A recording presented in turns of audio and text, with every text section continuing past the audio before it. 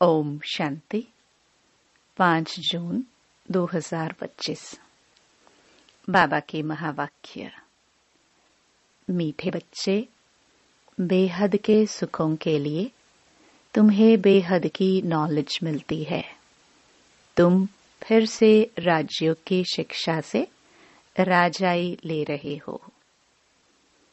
प्रश्न: तुम्हारा ईश्वरीय कुटुंब किस बात में बिल्कुल ही निराला है?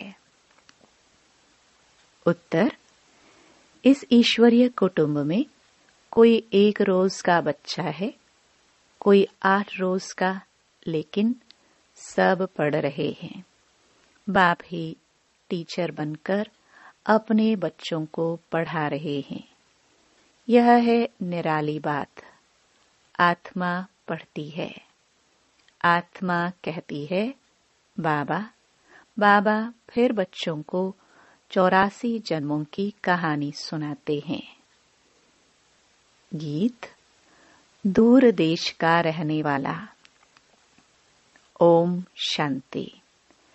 वृक्षपतिवार उसका नाम रख दिया है बृहस्पति। यह त्योहार आदि तो वर्ष वर्ष मनाते हैं। तुम हर हफ्ते बृहस्पति डे मनाते हो। वृक्षपति अथवा इस मनुष्य सृष्टि रूपी झाड़ का जो बीज रूप है, चैतन्य है, वही इस झाड़ के आदि मध्य अंत को जानते हैं। और जो भी वृक्ष हैं वह सब जड़ होते हैं। यह है चैतन्य। इनको कहा जाता है कल्प वृक्ष। इनकी आयु है 5000 वर्ष। और यह वृक्ष 4 भाग में है। हर चीज 4 भाग में होती है।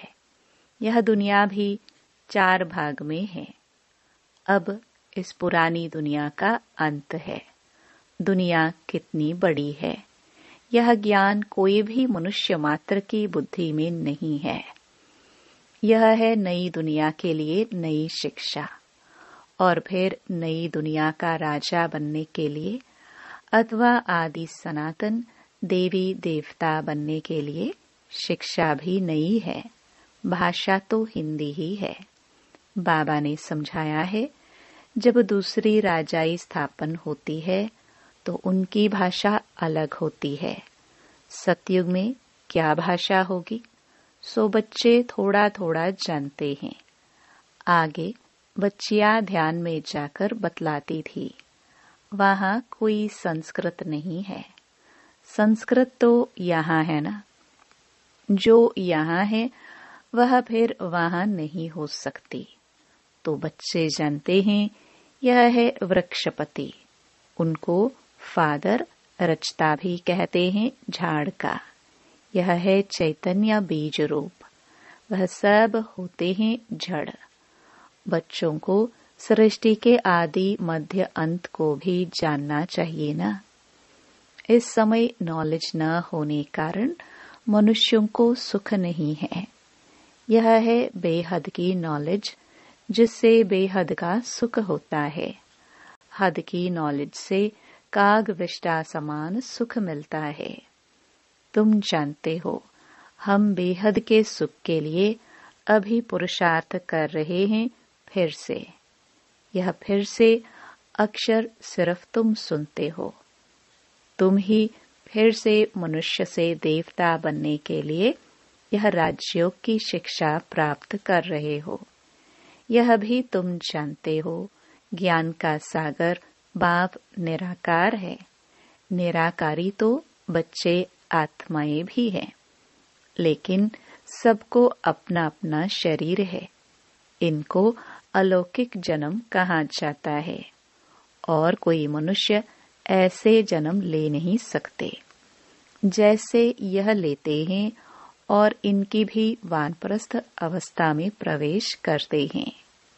बच्चों आत्माओं को सम्मुख बैठ समझाते हैं, और कोई आत्माओं को बच्चे बच्चे कह न सके। कोई भी धर्म वाला हो, जानते हैं शिव बाबा हम आत्माओं का बाबा है। वह तो जरूर बच्चे बच्चे ही कहेंगे। बाकी कोई भी मनुष्य आत्मा को ईश्वर नहीं कह सकते, बाबा नहीं कह सकते।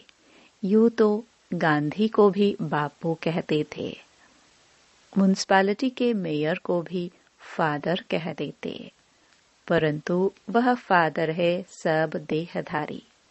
तुम जानते हो, हमारी आत्माओं का बाप हमको पढ़ाते हैं। बाप घड़ी घड़ी कहते हैं, अपने को आत्मा समझो। वह बाप आकर पढ़ाते भी आत्माओं को है। यह है ईश्वरीय कुटुंब। बाप के इतने ढेर बच्चे हैं। तुम भी कहते हो, बाबा हम आपके हैं। तुम बच्चे हो गए। कहते हैं, बाबा हम 1 रोज का बच्चा हूँ, 8 रोज का बच्चा हूँ, मास का बच्चा हूँ। पहले जरूर छोटा ही होगा, भल 2-4 दिन का बच्चा ही है, परंतु ऑर्गन्स तो बड़े हैं ना, इसलिए सब बड़े बच्चों को पढ़ाई चाहिए। जो भी आते हैं सबको बाप पढ़ाते हैं। तुम भी पढ़ते हो। बाप के बच्चे बने, फिर बाप समझाते हैं। तुमने 84 जन्म कैसे लिए हैं? बाप कहते हैं, मैं भी बहुत जन्मों के अंत में इनमें प्रवेश करता हूँ और फिर पढ़ाता हूँ। बच्चे जानते हैं, यहाँ हम बड़े ते बड़े टीचर के पास आए हैं, जिससे ही फिर यह टीचर्स निकले हैं, जिनको पंडे कहते हैं। वह भी सबको पढ़ाते रहते हैं। जो जो जानते जाएंगे पढ़ाते रहेंगे। पहले पहले तो समझाना ही यह है, 2 बाप है ना, एक लौकिक और दूसरा पारलौकिक। बड़ा तो जरूर पारलौकिक बाप हो गया, जिसको भगवान कहा जाता है। तुम जानते हो, अभी हमको पारलौकिक बाप मिला है और किसी को पता नहीं। धीरे धीरे जानते जाएंगे।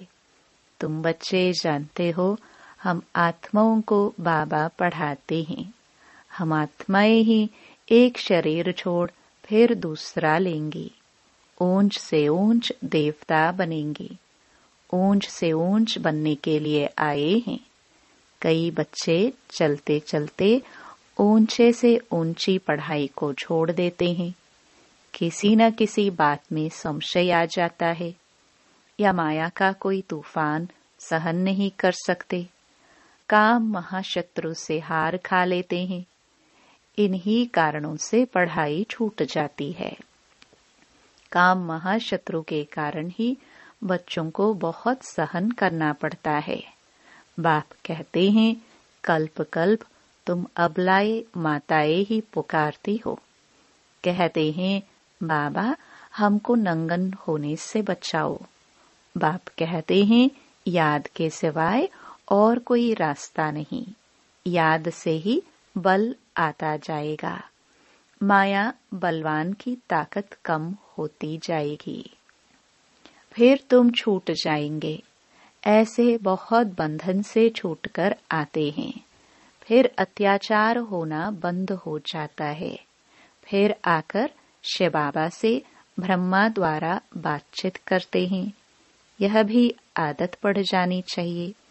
बुद्धि में यह रहना चाहिए कि हम शिव बाबा पास जाते हैं। वह इस ब्रह्मा तन में आते हैं। हम शिव बाबा के आगे बैठे हैं। याद से ही विकर्म विनाश होंगे। अपने को आत्मा समझ बाप को याद करना है। यही शिक्षा मिलती है। बाप से मिलने आओ तो भी अपने को आत्मा समझो। आत्म अभिमानी भव। यह ज्ञान भी तुमको अभी मिलता है। यह है मेहनत। उस भक्ति मार्ग में तो कितने वेद शास्त्र आदि पढ़ते हैं। यह तो एक ही मेहनत है, सिर्फ याद की।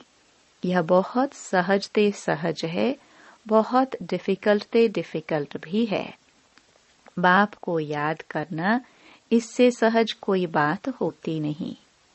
बच्चा पैदा हुआ और मुख से बाबा बाबा निकलेगा। बच्ची के मुख से माँ निकलेगा। आत्मा ने फीमेल का शरीर धारण किया है। फीमेल माँ के पास ही जाएगी। बच्चा अक्सर करके बाप को याद करता है क्योंकि वर्षा मिलता है। अभी तुम आत्माएं तो सब बच्चे हो। तुमको वर्षा मिलता है बाप से। आत्मा को बाप से वर्षा मिलता है याद करने से।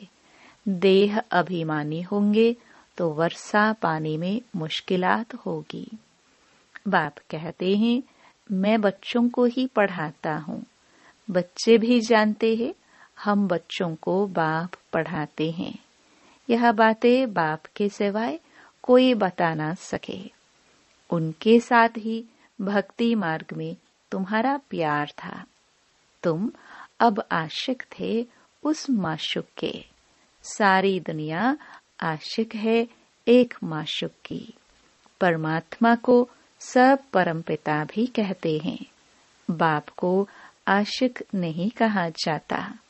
बाप समझाते हैं तुम भक्ति मार्ग में आशिक थे, अभी भी हैं बहुत, परंतु परमात्मा किसको कहा जाए इसमें बहुत मूंझते हैं। गणेश हनुमान आदि को परमात्मा कह एकदम सूत मूंझा दिया है।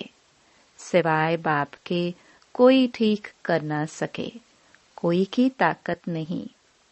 बाप ही आकर बच्चों को समझाते हैं। बच्चे फिर नंबरवार पुरुषार्थ अनुसार समझते हैं और समझाने के लायक बनते हैं। राजधानी स्थापन हो रही है। हूबहू कल्प पहले मिसल तुम यहाँ पढ़ते हो। फिर प्रारब्ध नई दुनिया में पाएंगे। उनको अमरलोक कहा जाता है। तुम काल पर विजय पाते हो। वहाँ कभी अकाले मृत्यु होती नहीं। नाम ही है स्वर्ग। तुम बच्चों को इस पढ़ाई में बहुत खुशी होनी चाहिए। बाप की याद से बाप की प्रॉपर्टी भी याद आएगी। सेकंड में सारे ड्रामा का ज्ञान बुद्धि में आ जाता है। मूल वतन, सूक्ष्म वतन, स्थूल वतन, 84 का चक्र, बस यह नाटक सारा भारत पर ही बना हुआ है।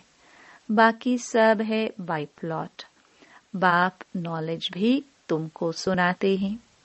बाप ही ऊंच से ऊंच फिर नीच बने हो। डबल सरताज राव फिर बिल्कुल ही रंक। अब भारत रंक भिखारी है। प्रजा का प्रजा पर राज्य है। सतयुग में था डबल सरताज, महाराजा महारानी का राज्य। सब मानते हैं आदिदेव ब्रह्मा को नाम बहुत दिए हैं। महावीर भी उनको कहते हैं। महावीर हनुमान को भी कहते हैं। वास्तव में तुम बच्चे ही सच्चे सच्चे महावीर हनुमान हो, क्योंकि तुम योग में इतना रहते हो जो माया के भल कितने भी तूफान आए लेकिन तुम्हें हिला नहीं सकते। तुम महावीर के बच्चे महावीर बने हो, क्योंकि तुम माया पर जीत पाते हो। 5 विकार रूपी रावण पर हर एक जीत पाते हैं। एक मनुष्य की बात नहीं। तुम हर एक को धनुष तोड़ना है, अर्थात माया पर जीत पानी है। इसमें लड़ाई आदि की कोई बात नहीं। यूरोपवासी कैसे लड़ते हैं? भारत में कौरवों और यौवनों की लड़ाई है। गाया भी हुआ है, रक्त की नदियां बहती है, दूध की भी नदियां बहेगी। विष्णु को क्षीर सागर में दिखाते हैं। लक्ष्मी नारायण है पारसनाथ।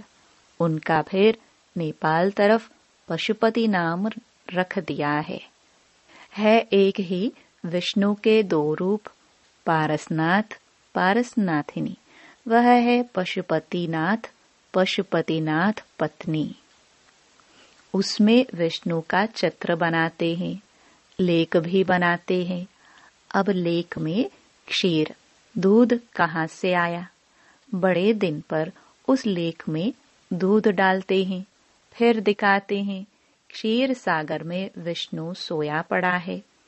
अर्थ कुछ भी नहीं। 4 भुजा वाला मनुष्य तो कोई होता नहीं। अभी तुम बच्चे सोशल वर्कर हो, रूहानी बाप के बच्चे हो ना। बाप सब बातें समझाते हैं, इसमें कोई संशय नहीं आना चाहिए। संशय माना माया का तूफान। तुम हमको बुलाते ही हो, हे पतित पावन आओ, आकर हमको पावन बनाओ। बाप कहते हैं मामेकम याद करो तो तुम पावन बन जाएंगे। 84 के चक्कर को भी याद करना है। बाप को कहा जाता है पतित पावन, ज्ञान का सागर। 2 चीज हो गई, पतितों को पावन बनाते और 84 के चक्कर का ज्ञान सुनाते हैं। यह भी तुम बच्चे जानते हो, 84 का चक्कर चलता ही रहेगा, इनकी एंड नहीं है। यह भी तुम नंबरवार पुरुषार्थ अनुसार जानते हो। बाप कितना मीठा है, उनको पतियों का पति भी कहते हैं। बाप भी है। अब बाप कहते हैं मेरे से तुम बच्चों को बड़ा भारी वर्षा मिलता है, परंतु ऐसे मुझ बाप को भी फारकती दे देते हो। यह भी ड्रामा में नोंद है। पढ़ाई को ही छोड़ देते, गोया फारकती दे देते। कितने बेसमझ हैं। जो अक्लमंद बच्चे हैं वह सहज ही सब बातों को समझकर दूसरों को पढ़ाने लग पड़ेंगे। वह फौरन निर्णय लेंगे कि उस पढ़ाई से क्या मिलता है और इस पढ़ाई से क्या मिलता है, क्या पढ़ना चाहिए। बाबा बच्चों से पूछते हैं, बच्चे समझते भी हैं कि यह पढ़ाई बहुत अच्छी है, फिर भी कहते क्या करे। जिस्मानी पढ़ाई नहीं पढ़ेंगे तो मित्र संबंधी आदि नाराज होंगे। बाप कहते हैं दिन प्रतिदिन टाइम बहुत थोड़ा होता जाता है, इतनी पढ़ाई तो पढ़ नहीं सकेंगे। बड़े जोर से तैयारियां हो रही है, हर प्रकार से तैयारी होती है ना। दिन प्रतिदिन 1-2 में दुश्मनी बढ़ती जाती है। कहते भी हैं ऐसी ऐसी चीजें बनाई हैं जो फट से सबको खलास कर देंगे। तुम बच्चे जानते हो ड्रामानुसार अब लड़ाई लग नहीं सकती, राजाई स्थापन होनी है। तब तक हम भी तैयारी कर रहे हैं, यह भी तैयारी करते रहते हैं। तुम्हारा पिछाड़ी में बहुत प्रभाव निकलने का है। गाया भी जाता है अहो प्रभु तेरी लीला।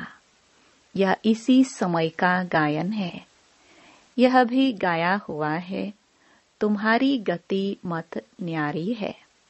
सब आत्माओं का पाठ न्यारा है। अभी बाप तुमको श्रीमत दे रहे हैं कि मामेकम याद करो तो विक्रम विनाश होंगे। कहाँ श्रीमत, कहाँ मनुष्यों की मत। तुम जानते हो विश्व में शांति सिवाय परमपिता परमात्मा के कोई कर ना सके। 100% पवित्रता, सुख, शांति 5000 वर्ष पहले मुआफिक ड्रामानुसार स्थापन कर रहे हैं। कैसे? सो आकर समझो। तुम बच्चे भी मददगार बनते हो। जो बहुत मदद करेंगे वह विजय माला के दाने बन जाते। तुम बच्चों के नाम भी कितने रमणीक थे, वह नाम भी लिस्ट एल्बम में रख देनी चाहिए। तुम भट्टी में थे, घर बार छोड़ बाप के आकर बने, एकदम भट्टी में आकर पड़े। ऐसी पक्की भट्टी थी जो अंदर कोई आ ना सके। जब बाप के बन गए तो फिर नाम जरूर होना चाहिए। सब कुछ सरेंडर कर दिया, इसलिए नाम रख दिए। वंडर है ना, बाप ने सबके नाम रखे। अच्छा, मीठे मीठे सिखिलदे बच्चों प्रति माता पिता बाप दादा का याद प्यार और गुड मॉर्निंग। रूहानी बाप की रूहानी बच्चों को नमस्ते। धारणा के लिए मुख्य सार। पहला, किसी भी बात में संशय बुद्धि नहीं बनना है। माया के तूफानों को महावीर बन पार करना है। ऐसा योग में रहो जो माया का तूफान हिला न सके। दूसरा, अक्लमंद बन अपनी जीवन ईश्वरीय सेवा में लगानी है। सच्चा सच्चा रूहानी सोशल वर्कर बनना है। रूहानी पढ़ाई पढ़नी और पढ़ानी है। वरदान, अहम और वहम को समाप्त कर रहमदिल बनने वाले विश्व कल्याणकारी भव। कैसी भी अवगुण वाली, कड़े संस्कार वाली, कम बुद्धि वाली, सदा ग्लानि करने वाली आत्मा हो, लेकिन जो रहमदिल विश्व कल्याणकारी बच्चे हैं, वे सर्व आत्माओं के प्रति लवफुल के साथ लवफुल होंगे। कभी इस वहम में नहीं आएंगे कि यह तो कभी बदल ही नहीं सकते, यह तो है ही ऐसे, या यह कुछ नहीं कर सकते, मैं ही सब कुछ हूँ, यह कुछ नहीं है।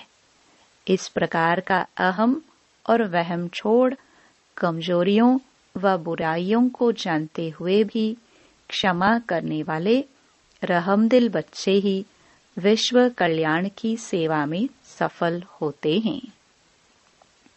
स्लोगन, जहाँ ब्राह्मणों के तन मन धन का सहयोग है, वहाँ सफलता साथ है। अव्यक्त इशारे। आत्मिक स्थिति में रहने का अभ्यास करो, अंतर्मुखी बनो। आत्माएं जब आपके आत्मिक स्वरूप का अनुभव करेंगी, तब वे बाप की तरफ आकर्षित होकर अहो प्रभु के गीत गाएंगी और देहभान से सहज अर्पण हो जाएंगी। अहो आपका भाग्य, अहो मेरा भाग्य। इस भाग्य की अनुभूति के कारण देह और देह के संबंध की स्मृति का त्याग कर देंगी। ओम शांति।